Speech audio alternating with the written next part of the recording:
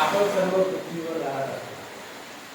आपण पृथ्वीवर कुठे राहतो हे जर सांगायला झालं तर आपण कोणती गोष्ट वापरतो किंवा काय सांगतो? काय कुठे राहतो? कुठे राहतो? बरोबर ना? अजून अजून अजून त्याला सगळ्यांना तुम्ही काय म्हणता? आपलं नाव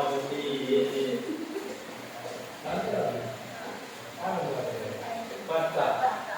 आपण कुठं राहतो त्याच्यामध्ये पत्ता वापरा. पण असं एखादं पृथ्वीवर शहर आहे एखाद्या विशिष्ट ठिकाणी, त्या ठिकाणाला एक विशिष्ट आकडेवारी असते. हे शोधण्यासाठी आपण त्या पृथ्वीवर एक विशिष्ट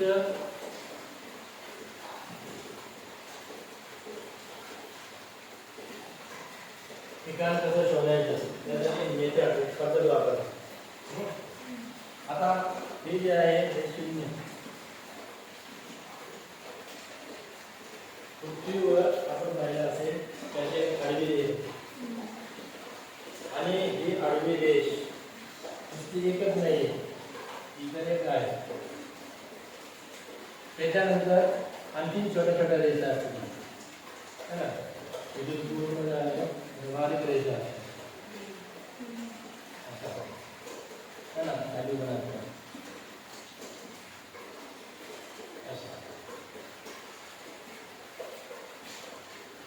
त्या रेषा इथून सुरुवात होते इथे 0 अंश आणि इथून पुढे तो अंश वाढत जातो आणि 1 2 3 4 अशा प्रकारच्या रेषा असतात. या पृथ्वीच्या रेषा ज्या आहेत त्या काल्पनिक असतात. पृथ्वीवर तुम्ही दिसणार नाही. आपण जर बघायला गेलो तर कोणती रेषा दिसणार नाही, ही काल्पनिक रेषा आहे. भूगोलाला हे ठरवून दिलेली आहे. तर हे 0 अंशाची रेषा जे आहे किंवा त्या ज्या आडव्या रेषा आहेत त्याला आपण म्हणतो अक्षवृत्ती. आज आपण अक्षवृत्ती म्हणजे काय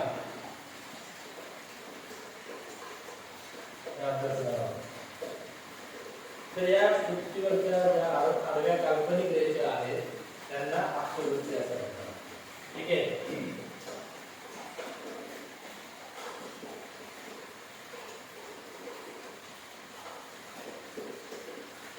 असे शेवटपर्यंत असतात. ठीक आहे. त्या पृथ्वीवरील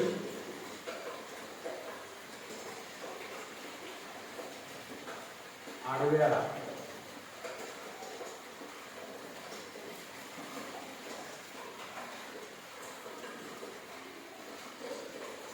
काल्पनिक रेषांना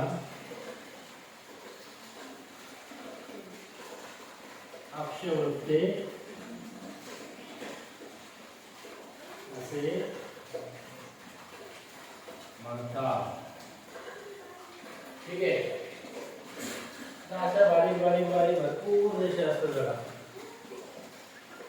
परंतु याच्याकडे रेषा महत्वाच्या असतात. त्या इथे आल्यानंतर 23.5 अंशावर एक रेषा असते. ठीक आहे. आणि अशीच खाली देखील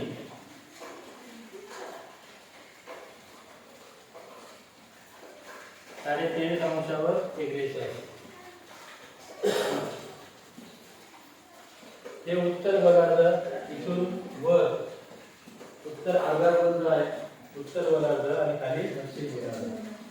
ही 23.5 अंश उत्तर गोलार्धाची रेषा जी आहे ही रेषा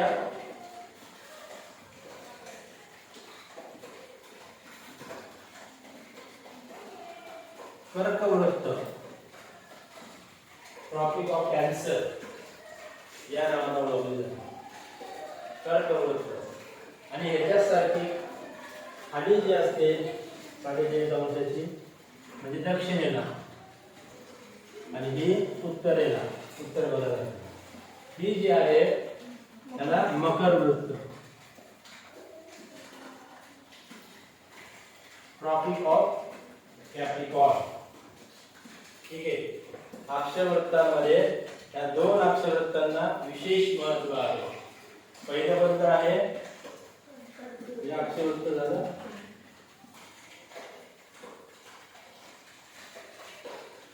कर्कवृत्त. कर्कवृत्त म्हणजे काय? जी काल्पनिक आडवी रेषा 23.5 अंशावर उत्तर गोलार्धात उत्तर असते तिला कर्कवृत्त म्हणतात. आणि दुसरी म्हणजे मकर वृत्त,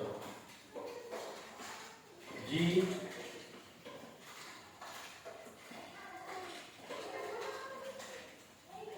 काल्पनिक आडवी रेषा 23.5 अंश दक्षिणेवर असते त्या रेषेला मकर वृत्त म्हणतात. ठीक आहे. अशा प्रकारे अशा म्हणजे शेवटपर्यंत आडव्या रेषा असतात.